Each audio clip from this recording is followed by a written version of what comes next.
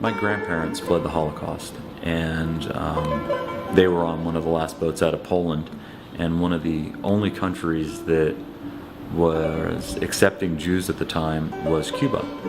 And my father was born and raised in Cuba and lived there through his childhood all the way up until Batista was overthrown by Castro. And so obviously that had a profound effect on his life and many people's lives. And I always had this yearning to go and see that country for myself. Cuba is it's a bit of a hologram, I think. There's a Cuba that the government would like us to believe.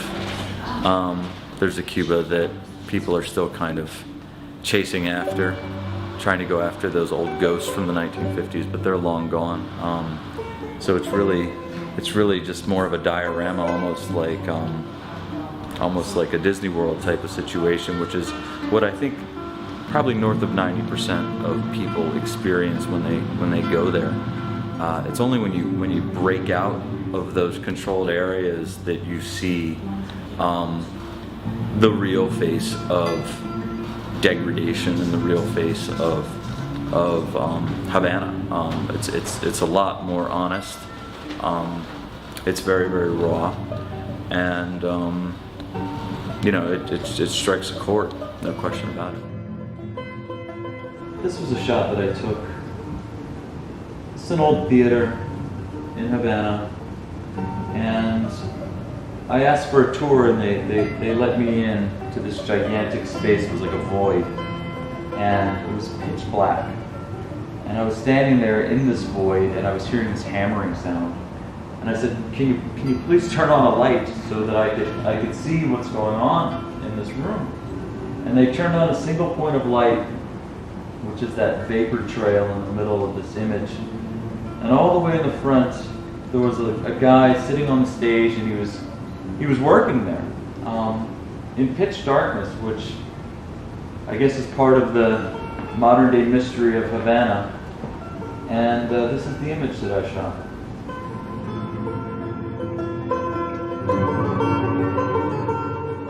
It was a really cool block of time when Studio 54 was having its heyday. Everybody knew that story, and everyone's already kind of seen it, or they get a pretty good idea of what that experience was about. But there was the inverse of that, and the inverse of that were for all of the cool kids that didn't want to have anything to do with the Studio 54s of the world, and they went to a place called the Mud Club. You had Basquiat, you had Warhol, and people of the moment, and they all kind of slammed into this one space and created this authentic moment in time. And we wanted to bring that back. We started the process of building a fragrance to celebrate the essence of Mud Club. That's what we've been working on. What I find so fascinating about scent is that it really enables someone to transcend time.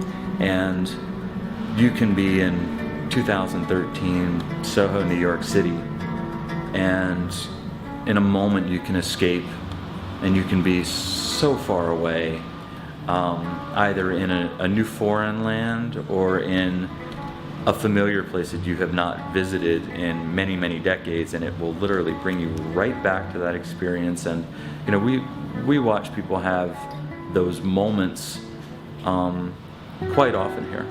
I think out of all the products in the universe, this is really where there is indeed that magic in a bottle, and so many companies and so much marketing is spent on creating this magic, and most of it doesn't exist, and I think in fragrance it can, if it's done well.